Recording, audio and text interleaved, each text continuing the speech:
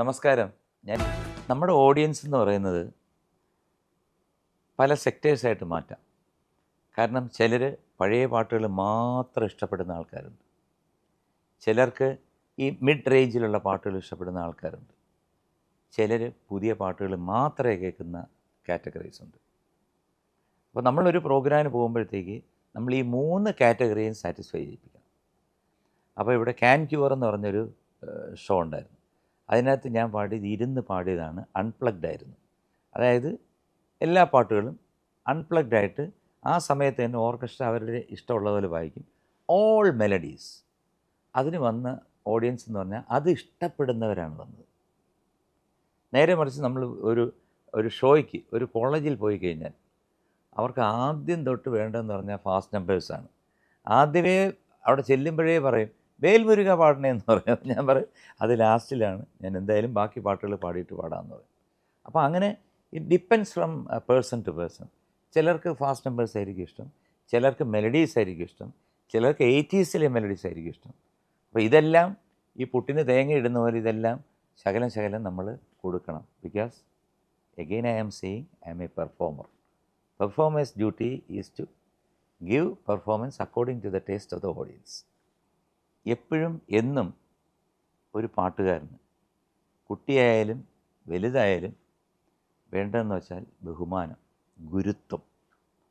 ഞാൻ ദാസേട്ടനെ കണ്ടാലും എൻ്റെ ഗുരുക്കന്മാരെ കണ്ടാലും അത് ഏത് സ്ഥലത്ത് വെച്ചാലും, എയർപോർട്ടിൽ വെച്ചാണെങ്കിലും എവിടാണെങ്കിലും റോഡിൽ വെച്ചാണെങ്കിലും ഞാൻ പാദ നമസ്കാരം ചെയ്യും. പക്ഷേ അത് ഇന്നത്തെ കുട്ടികൾക്ക് അത് കുറവാണ്.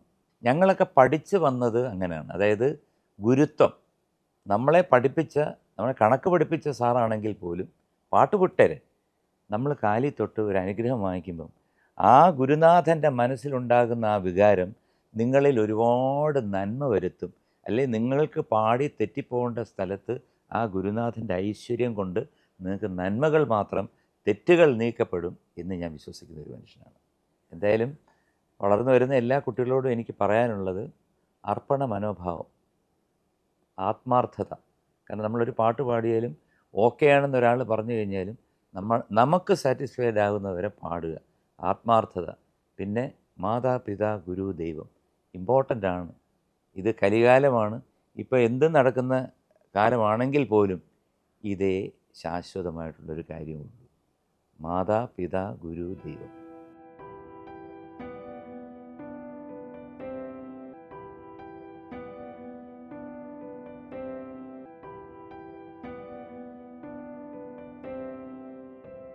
അവാർഡ്സ് എന്ന് പറയുന്നത് ഒരു ഇൻസ്പിറേഷനാണ്, ഒരു ഇൻസ്പിറേഷൻ ക്യാപ്സ്യൂളാണ്. ടു ബിക്കം മോർ, അതായത് ഒന്നുകൂടെ കൂടുതൽ നമുക്ക് ഈ സംഗീതത്തിലോട്ട് എന്ത് ചെയ്യാൻ സാധിക്കും എന്ന് കാണിച്ചു കൊടുക്കേണ്ടതും നമ്മുടെ ജനങ്ങളുടെ മുമ്പിൽ നമ്മൾ വീണ്ടും കുറച്ചുകൂടെ ബെറ്റർ ദാൻ ദാറ്റ്, ഇന്ന് വരെ പാടിയതിൽ വെച്ച് ബെറ്ററായിട്ട് ഇനി എന്ത് കൊടുക്കാം എന്നുള്ളൊരു കാര്യം കാണിക്കേണ്ട ഒരു അവസ്ഥയാണ് ഓരോ അവാർഡ് വന്നു ചേരുമ്പോഴും. എനിക്ക് സ്റ്റേറ്റ് അവാർഡ് കിട്ടിയപ്പോഴത്തേക്ക് എനിക്കൊരുപാട് സന്തോഷമുണ്ടായി. അപ്പോഴും ഞാൻ പറഞ്ഞൊരു കാര്യമാണ്, ഇനി വരുന്ന ഗാനങ്ങൾ ഇതിനെക്കാട്ടി ഞാൻ ശ്രദ്ധിച്ച് പാടും. ശ്രദ്ധയില്ലാതല്ല പാടുന്നത്. കാരണം നമ്മൾ പാടുന്ന പാട്ട് മ്യൂസിക് ഡയറക്ടർ അംഗീകരിക്കുകയും അത് ഓക്കെ എന്ന് പറഞ്ഞാൽ മാത്രമേ അത് വെളിയിൽ വരത്തുള്ളൂ. എങ്കിലും നമ്മൾ ഒന്നുകൂടെ ബെറ്റർ ആക്കാൻ എങ്ങനെ സാധിക്കും, ഒന്നുകൂടി ഇംപ്രവൈസ് ചെയ്യാൻ എങ്ങനെ സാധിക്കും. I M underlining that word. ഭാവം, ഇംപ്രവൈസേഷൻ, ഇതെല്ലാം എങ്ങനെ പറ്റും? ഒരു മ്യൂസിക് ഡയറക്ടർക്ക് പാട്ട് പറഞ്ഞു തരാനേ പറ്റത്തുള്ളൂ. കാരണം നമ്മളാണ് ഒരു പാട്ടുകാരനാണ് പാടി അതിനൊരു ആത്മാവ് കൊടുക്കുന്നത്. Naturally their music, lyrics is different, but how you are singing, how you are approaching, how you are spelling a word, how you are giving a bhavam to certain places which the poet has written, ഇതെല്ലാം important ആണ്. അപ്പോൾ അത് നമ്മൾ കൂടുതൽ ശ്രദ്ധിക്കപ്പെടണം. അങ്ങനെയാണല്ലോ പഠനം എന്ന് പറയുന്ന ഒരിക്കലും സംഗീതം സാഗരമാണ്, അത് തീരുന്നില്ല, അതിങ്ങനെ പൊയ്ക്കൊണ്ടേയിരിക്കും. അത് കഴിഞ്ഞിട്ട് എനിക്ക് നാഷണൽ അവാർഡ് കിട്ടുന്നു. നാഷണൽ അവാർഡ് കിട്ടുന്ന ഐ വാസ് സോ സർപ്രൈസ്ഡ്. കാരണം നാദരൂപിണി ശങ്കരി എന്ന് പറഞ്ഞിട്ട് കാനഡ രാഗത്തിലുള്ള രവീന്ദ്രൻ മാസ്റ്ററുടെ ഒരു ഇസൈനസ് അബ്ദുള്ള എന്ന ചിത്രത്തിലാണ് എനിക്ക് കിട്ടുന്നത്. അത് സത്യം പറഞ്ഞാൽ അന്ന് ഫോണൊന്നുമില്ല, ട്രങ്കാളാണ്. അപ്പം ഞങ്ങൾ കൂട്ടുകുടുംബമായിരുന്നു. അപ്പം ട്രങ്കോൾ വന്നു from Delhi that you got national award for the film this thing, but there is no confirmation. അങ്ങനെ 3 days എടുത്തു ഒരു കൺഫർമേഷൻ കിട്ടാൻ. ഈ 3 days ഉറക്കവും ഇല്ല, ഊണും ഇല്ല. കാരണം ഉണ്ടോ ഇല്ലേ, എന്ത് കാര്യമായാലും നമുക്ക് ഒരു കാര്യം ഒരാൾ പറയുകയാണ് നിങ്ങൾക്കില്ല എന്ന് പറഞ്ഞാൽ ഓക്കെ, നിങ്ങൾക്കുണ്ട് എന്ന് പറഞ്ഞാൽ ഉണ്ട്. ഇത് ഉണ്ട് ഇല്ല, ഉണ്ട് ഇല്ല എന്ന് പറഞ്ഞു കഴിഞ്ഞാൽ നമ്മുടെ കംപ്ലീറ്റ് നമ്മൾ ഡൗൺ ആവും. അവസാനം അവാർഡ് കിട്ടി, അത് ഒരു ബ്ലെസ്സിങ്. ഇപ്പോൾ പാടുന്നത് തന്നെ ആണെങ്കിൽ പോലും ഇപ്പം ഇൻ ദിസ് ഏജ് ഞാൻ ഈ പാടുന്നു എന്ന് പറഞ്ഞു കഴിഞ്ഞാൽ ഞാൻ പാടുന്നതാണോ എന്ന് ചോദിച്ചു കഴിഞ്ഞാൽ ഞാനാണ് ഒരു ഇൻസ്ട്രുമെൻ്റ്, പക്ഷെ അത് റൺ ചെയ്യുന്നത് ആരാണെന്ന് എനിക്കറിയില്ല. ഈ ശബ്ദം, അതുപോലെ തന്നെ നമുക്ക് ഉദ്ദേശിക്കുന്ന രീതി പാടാൻ പറ്റുന്നത്, ഇതെല്ലാം ഒരു ശക്തിയാണ്. ഇതൊരു പ്രപഞ്ച ശക്തിയാണ്. ഞാൻ ഈശ്വരനിൽ ഒരുപാട് വിശ്വസിക്കുന്നു, ഞാനും എൻ്റെ വൈഫും. ഞങ്ങൾ രണ്ടുപേരുമാണ് ഇപ്പം വർഷങ്ങളായിട്ട് എവിടെ പോയി കഴിഞ്ഞാലും ഒരുമിച്ച് പോകുന്നത്. കാരണം എനിക്കൊരു മാനേജറില്ല ഇന്ന് വരെ, നോബഡി ഈസ് ദെയർ. ഇപ്പോൾ ഒരുപാട് പേർക്ക് മാനേജേഴ്സ് ആണ്, but I have no managers till എനിക്ക് I am completing 45 years of service in this industry. Till now I have no manager. ഞാനും എൻ്റെ വൈഫും ആയിട്ട് മാനേജ് ചെയ്യുന്നു, മുമ്പോട്ട് പോകുന്നു.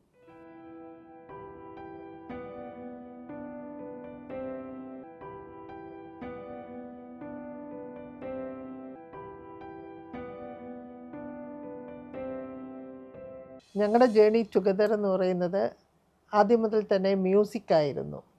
മ്യൂസിക്കിൽ കൂടെയാണ് എനിക്ക് ഭയങ്കര ഇഷ്ടമാണ്. എൻ്റെ വീട്ടിൽ എല്ലാവരും പാടുമായിരുന്നു.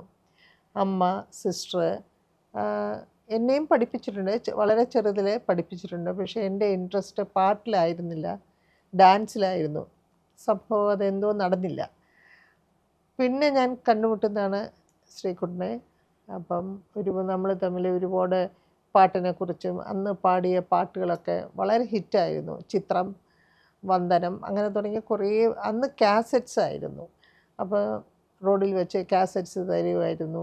അങ്ങനെ ഞങ്ങൾ ഫോണിൽ കൂടെ ഒരുപാട് സംസാരിച്ചു. ആക്ച്വലി നമ്മുടെ മ്യൂസിക്കായിരുന്നു നമ്മളെ ഒന്നിച്ചാക്കിയതെന്ന് തന്നെ പറയാം. പിന്നെ അതിൽ തുടങ്ങി പിന്നെ വിവാഹം. ഞാനാണ് ശ്രീകുട്ടൻ്റെ ഏറ്റവും വലിയ ആരാധികയെന്ന് എനിക്ക് പറയാൻ പറ്റും. ഞാൻ ഒത്തിരി ആ പാട്ടിനെ ഇഷ്ടപ്പെടുന്നതാണ്. മ്യൂസിക് എന്ന് തന്നെ പറയുന്നത് തന്നെ എനിക്ക് ഭയങ്കര ഇഷ്ടമാണ്. അത് ഞാൻ ശരിക്കും ഈശ്വരനായിട്ടാണ് ഞാൻ കാണുന്നത്, എന്നെ സംബന്ധിച്ചിടത്തോളം. ഞങ്ങൾ രണ്ടുപേരേ ഉള്ളൂ ഞങ്ങളുടെ ലൈഫിൽ. എനിക്ക് മാനേജേഴ്സ് ഒന്നുമില്ല. She is my manager and I am her manager. അപ്പോൾ എപ്പോൾ പോയി കഴിഞ്ഞാലും സ്റ്റേജിൻ്റെ ഫ്രണ്ടിൽ ഷീ വിൽ സിറ്റ്. അപ്പം ഞാനൊരു പാട്ട് തുടങ്ങി ഒരു പകുതി ആയി കഴിയുമ്പം I will look at Har. എന്നിട്ട് ഞാൻ ചോദിക്കും. അപ്പോൾ പറയും ഓക്കെ, ഇല്ലെങ്കിൽ കറക്റ്റായിട്ട് പറയും വോയിസ് കുറവാണ്. അപ്പം ഞാൻ ഇവിടുന്ന് കമാൻഡ് കൊടുക്കാനുള്ള ഇതുണ്ട്, മൈക്കുണ്ട്. അതുവഴി നമ്മുടെ എഞ്ചിനീയർ എടുത്ത് പറയും വോയിസ് കുറച്ച് കൂട്ടണം, മറ്റേത് കുറയ്ക്കണം എന്നൊക്കെ പറയും. അപ്പം ബേസിക്കായിട്ട് ആദ്യത്തെ ഒരു ടേക്ക് ഓഫിനുള്ള ഒരു ഇൻസ്പിറേഷൻ എന്ന് പറയുന്നത്, അല്ലെങ്കിൽ ആ കാര്യങ്ങളൊക്കെ പറഞ്ഞു തരുന്നതിലേക്ക് നന്നായിട്ട് പാടും. അതിൻ്റെ സത്യമായിട്ടുള്ള കാര്യം. ഇപ്പം ഞാൻ പറയുമ്പോഴത്തേക്ക് അത് നിങ്ങൾക്ക് വിശ്വസിക്കാം. 10-20 വർഷം ഒരു റിയാലിറ്റി ഷോ, പല റിയാലിറ്റി ഷോയിൽ പോയതല്ലേ. നന്നായിട്ട് പാടുമെന്ന് പറഞ്ഞു കഴിഞ്ഞാൽ ഇപ്പോൾ പി സുശീലാമ്മയോ ജാനകിയമ്മയോ പാടുന്നവരല്ല, നന്നായിട്ട് പാടും. പക്ഷേ എന്തോ ഒരു മൈൻഡ് ബ്ലോക്ക് വർഷങ്ങളായിട്ടുണ്ട്. കാരണം എൻ്റെ അതിനകത്ത് സ്റ്റുഡിയോ ഉണ്ട്, എൻജിനീയറുണ്ട്. വേണമെങ്കിൽ ആരും ഇല്ലാതെ തന്നെ അവിടെ പോയിരുന്ന് വേണേൽ പാടാം. പക്ഷേ എന്തോ സം മൈൻഡ് ബ്ലോക്ക് ഈസ്. അതാണ്. അതെന്തെങ്കിലും ശരിയാവും, പ്രതീക്ഷയല്ലേ എല്ലാം.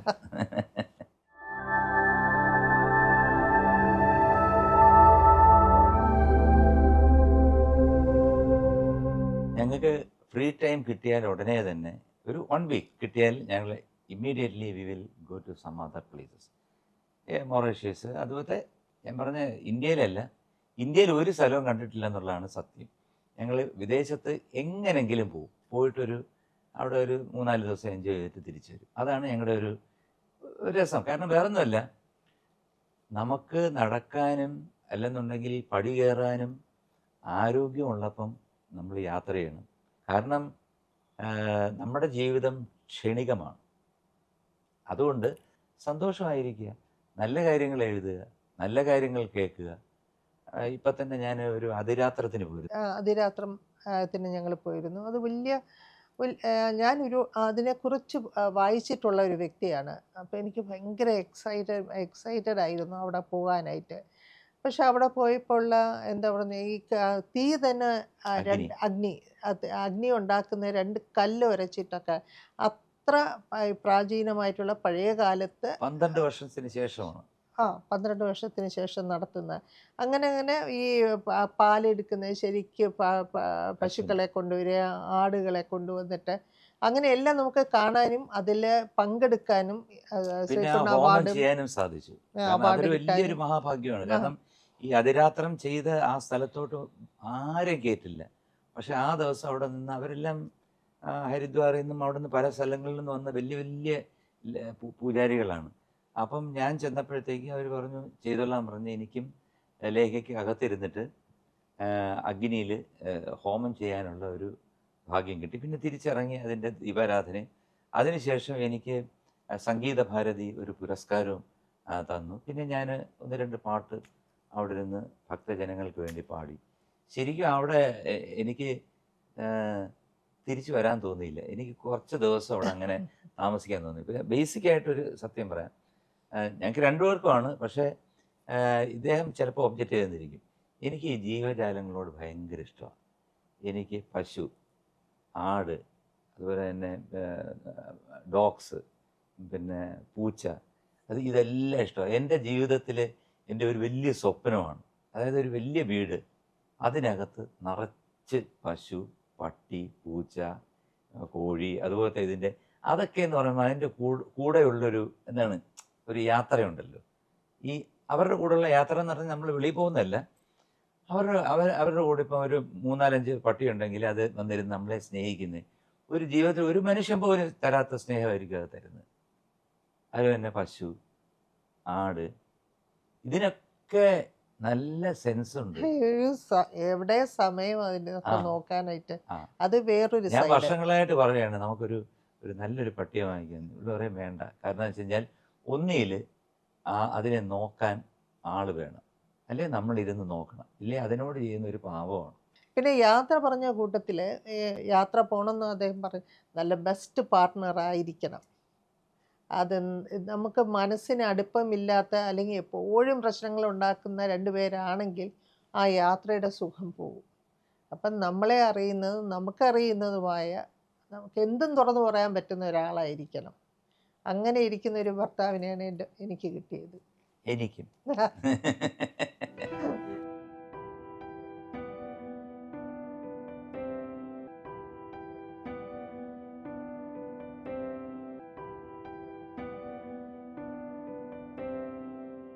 വീട്ടിലത്തെ എല്ലാ ഫുഡും ഞാൻ തന്നെയാണ് ഉണ്ടാക്കുന്നത്. ഉഗ്രം ടേസ്റ്റാണ് കേട്ടോ, പറയാതിരിക്കാൻ പറ്റില്ല. എന്ത് ചെയ്താലും അതിനകത്ത് 2 കാര്യമാണ് എനിക്ക് ചിന്തിക്കാൻ പറ്റാത്തത്. ഈ നമുക്കിപ്പോൾ ഒരു ഫിഷ് കറി ഉണ്ടാക്കണം, 12 മണിയായി, 1 മണിക്ക് ഊണ് കഴിക്കണം. 1 മണിക്ക് നമ്മൾ നോക്കുമ്പോൾ ഉഗ്രം ഫിഷ് കറിയും കാണും, എന്തെങ്കിലും ഒരു വെജിറ്റബിളും കാണും, തൈരും ബാക്കിയുള്ള എല്ലാ സാധനങ്ങളും കാണും. വിത്തിൻ സെക്കൻഡ്സ് ആണ് she cooks and with the taste.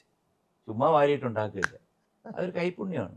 പുറത്ത് ഞങ്ങൾ ഈ ലോങ് ട്രിപ്പിനൊക്കെ പോകുമ്പോൾ അവിടുത്തെ ഫുഡൊക്കെ എനിക്ക് ടേസ്റ്റ് ചെയ്യാൻ ഇഷ്ടമാണ്. പക്ഷേ ശ്രീകുട്ടൻ കുറച്ച് ദിവസം കഴിയുമ്പോൾ കുറച്ചല്ല 2 ദിവസം കഴിയും. കാരണം ഏത് കൺട്രി പോകണോ ആ കൺട്രിയുടെ ഫുഡ് ടേസ്റ്റ് ചെയ്യണം, അത് എൻജോയ് ചെയ്യണം, അതെങ്ങനെ ഉണ്ടെന്ന് അറിയണമെന്ന്.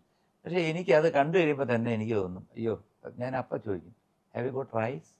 അപ്പോൾ പറയും റൈസ്, സ്റ്റിക്കി റൈസ്. ഞാൻ പറഞ്ഞു സ്റ്റിക്കി റൈസ് അല്ല, സാധാരണ റൈസ്. ഉടനെ പറയും ആരെങ്കിലും ഒരു മലയാളി കാണും. അങ്ങനെ ഒരു ഗുണമുണ്ട്. കാരണം നമ്മൾ എവിടെ പോയി കഴിഞ്ഞാലും നമ്മുടെ ഒരു മഹാഭാഗ്യം എന്ന് പറയേണ്ടത് നമ്മുടെ ഒരാൾ അവിടെ കാണും.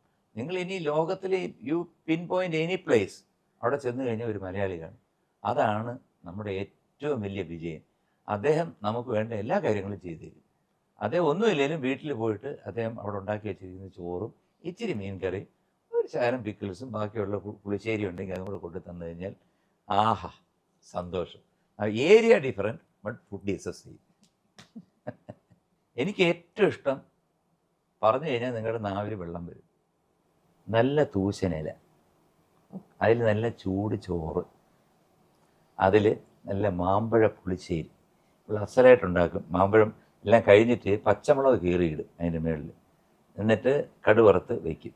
ആ മാമ്പഴ പുളിശ്ശേരി ചൂട് ചോറിലോട്ട് ഒഴിക്കുക, ഒരു മാങ്ങ എടുത്ത് വയ്ക്കുക, എന്നിട്ട് നല്ല പച്ചമുളക് സാധാരണ അതൊന്ന് ഉടയ്ക്കുക. എന്നിട്ട് നമുക്ക് അതിൻ്റെ അപ്പുറത്ത് ഒരു ഫിഷ് ഫ്രൈയോ എന്തെങ്കിലും ഒരു ചെറിയൊരു സംഭവം, തൊട്ടിപ്പുറത്ത് ഒരു ഉപ്പുമാങ്ങ ഉണ്ടെങ്കിൽ ആ ഉപ്പുമാങ്ങയും കൂടെ വയ്ക്കുക. എന്നിട്ട് ആ ചൂട് ചോറിൽ ഇതൊന്ന് നന്നായിട്ട് കുഴച്ചിട്ട് ഒരു ഉരുള നമ്മൾ കഴിച്ചു കഴിഞ്ഞാൽ ഇപ്പം തന്നെ ഇത് കേട്ടോണ്ടിരിക്കുന്നവരുടെ നാവിൽ വെള്ളം വന്ന് കാണും. ഇതാണ് മലയാളി. ഈ തൂശനിലെല്ലാം ഞാൻ തന്നെ ഉണ്ടാക്കി വെക്കണം അവിടെ, ഈ ഐറ്റംസ് എല്ലാം. അതാണ് എൻ്റെ ഭാര്യ. എനിക്ക് ഇപ്പം മനസ്സിലായത് സ്പിരിച്വാലിറ്റി വളരെയധികം കൂടി വരികയാണ്. നോർത്തിലായിരുന്നു നേരത്തെ, കുറേ വർഷങ്ങൾക്ക് മുമ്പ് നോർത്തിൽ നമ്മൾ പോകുമ്പോഴത്തേക്ക് അവിടെ ഭയങ്കര സ്പിരിച്വാലിറ്റി ആയിരുന്നു. കാരണം വെച്ച് കഴിഞ്ഞാൽ ഞാൻ ഒരു മതത്തെക്കുറിച്ച് പറയുന്നില്ല, എല്ലാ മതസ്ഥർക്കും വേണ്ടിയിട്ടും പാടുന്നൊരു വ്യക്തിയാണ് ഞാൻ. സ്പിരിച്വാലിറ്റി എല്ലാ സ്ഥലങ്ങളിലും കൂടി വരികയാണ്. ഇപ്പം കേരളത്തിലും അത് വളരെയധികം പ്രകടമായിട്ട് കാണുന്നു. അത് ഞാൻ കണ്ടത് ഏറ്റുമാനൂർ അമ്പലത്തിലാണ്. എൻ്റെ ഭക്തി ഗാനമേളയാണ് അവിടെ വെച്ചത്. അപ്പം ഞാൻ പോകുമ്പോഴത്തേക്ക് നമുക്കൊരു ഇതുണ്ടല്ലോ, ഭക്തി ഗാനമേള കുറച്ച് പേര് വരും, അത് അങ്ങനെ പോവും എന്നൊക്കെ ആയിട്ട് ഞാൻ ആദ്യം ചെന്ന് എൻ്റെ ഫസ്റ്റ് സോങ് ഞാൻ പാടി. ഈ ഫസ്റ്റ് സോങ് ചെറിയ കുട്ടികൾ ഉൾപ്പെടെ, കോളേജിൽ പഠിക്കുന്ന പിള്ളേർ, സ്കൂളിൽ പഠിക്കുന്ന പിള്ളേർ, കൊച്ചുകുട്ടികൾ, അമ്മമാർ, പ്രായമായവർ എല്ലാവരും കൂടെ ഏറ്റുപാടുകയാണ്. എനിക്ക് പാടുന്ന എനിക്ക് കേൾക്കാൻ വയ്യ, അത്രയ്ക്ക് വോളിയത്തിൽ അവർ പാടുകയാണ്. അപ്പം അവിടെ ഉണ്ടാകുന്ന ഒരു എനർജി ഉണ്ടല്ലോ, അവിടെ ഉണ്ടാകുന്ന ഒരു പവർ, അത് ആ സ്റ്റേജിൽ നിന്നാലേ മനസ്സിലാകത്തുള്ളൂ. അത് നമുക്ക് കോടികൾ കൊടുത്താലും കിട്ടത്തില്ല. അപ്പം ഞാൻ പമ്പാ ഗണപതി പാലിൻ്റെ അത് പാടുമ്പോഴത്തേക്ക് ഞാൻ പാടുന്നതിനെക്കാട്ടി ഉച്ചത്തിലാണ് ഓഡിയൻസ് പാടുന്നത്. അതും പിള്ളേർ, സാധാരണ 10ാം ക്ലാസ്സിലും 8ാം ക്ലാസ്സിലും ഒക്കെ പഠിക്കുന്ന കുട്ടികൾ, പിന്നെ ജോലിയുള്ളവർ, വയസ്സായിട്ടുള്ള ആൾക്കാർ, എല്ലാവരും കൂടെ ചേർന്നങ്ങ് പാടുക. ഒന്നും വേണ്ട. ഇപ്പം കണ്ടു ഞാൻ കണ്ണനി കായാമ്പൂവർണ്ണനി ഗുരുവായൂരമ്പല നട, ഇത് പാടിയാലും പാടും. കണ്ണോളം കണ്ടതുപോരാ, കാതോളം കേട്ടതുപോരാ, അയ്യൻ്റെ മായകൾ ചൊന്നാൽ തീരുമോ ഗുരുസ്വാമി, ഇതും ഏറ്റുപാടും. എന്നാൽ അടിപൊളി പാട്ടാണെന്നുണ്ട്. പൊന്നു പമ്പയിൽ പ്രണവരൂപനായി വന്നുദിച്ചൊരൻ ഗണപതിയെ, ഗംഗാധര സുര ഗണപതിയെ, ഗണേശ ഗജമുഖ ഗണപതിയെ, അതും പാടും.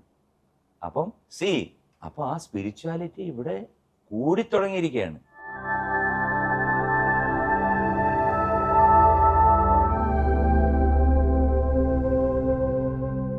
പാട്ട് എന്ന് പറയുന്നത് സമാധാനത്തിൻ്റെ ഒരു പ്രതീകമാണ്. അത് കേൾക്കുന്നതും അത് ആസ്വദിക്കുന്നതും എന്നും മനസ്സിനൊരു കുളിർമ തന്നെ തരും. അതിന് ഒരു ഉദാഹരണം കൂടെ ഞാൻ പറഞ്ഞിട്ട് നിർത്തുകയാണ്. ഞാൻ 2013 MG മ്യൂസിക് അക്കാഡമി എന്ന് പറഞ്ഞൊരു അക്കാഡമി തുടങ്ങി.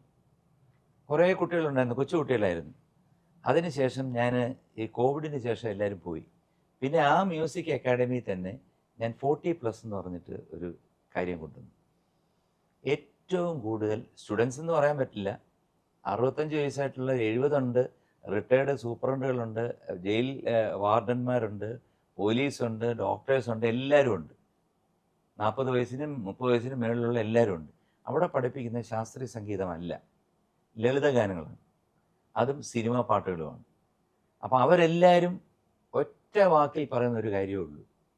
അതായത്, സാർ 1.5 മണിക്കൂർ ഞങ്ങൾക്ക് ഒന്നും, ലോകത്ത് എന്ത് നടക്കുന്നോ അതൊന്നും ഞങ്ങൾ അറിയുന്നില്ല, ഞങ്ങൾ ഒരു അല്ലലും അറിയുന്നില്ല, ഞങ്ങളുടെ ദുഃഖങ്ങൾ അറിയുന്നില്ല, ഞങ്ങളുടെ ജീവിതത്തിലുള്ള കഷ്ടപ്പാടുകൾ അറിയുന്നില്ല, ഒന്നും അറിഞ്ഞൂടാതെ ആ 1.5 മണിക്കൂർ ഞങ്ങൾക്ക് ഈശ്വരനിൽ അല്ലെങ്കിൽ ഒരു പ്രപഞ്ചത്തിൽ ലയിക്കാൻ സാധിക്കുന്നു.